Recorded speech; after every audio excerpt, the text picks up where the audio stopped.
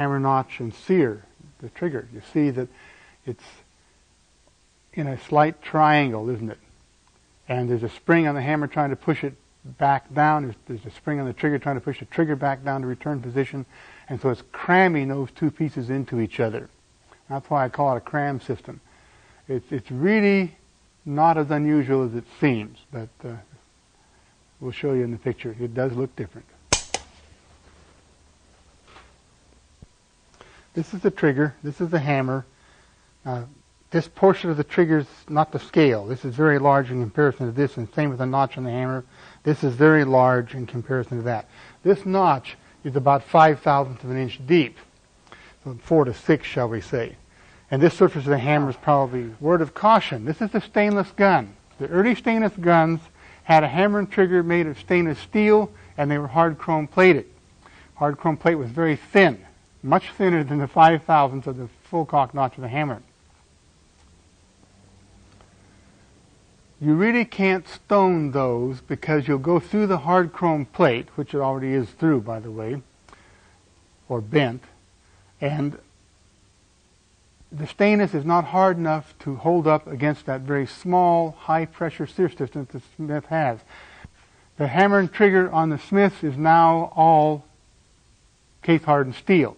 They went from stainless on the stainless guns to case-hardened steel on the stainless guns some years back because the stainless simply couldn't hold up to the job. And so the sear would not handle the pressure against it. So they're all case-hardened steel now.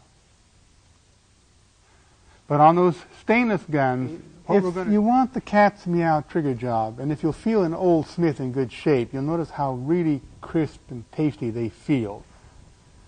They do it because the fit of the hammer and trigger in the frame is just so precise. Nothing is that precise anymore, even though we have equipment that in theory does it. It doesn't do it.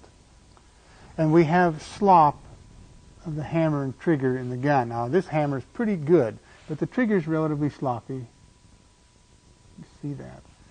And you can feel it slopping around when you pull the trigger. So if you want the cat's meow trigger job, what you can do is what I call pin the hammer and trigger.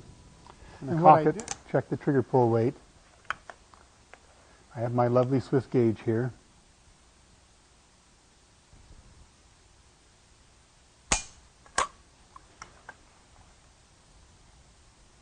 It's just at slightly under 4 pounds, or slightly over 4 pounds.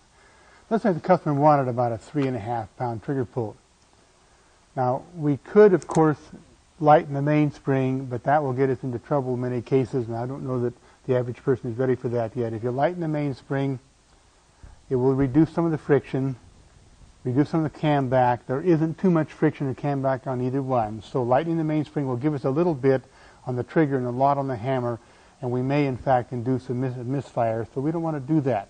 What we do then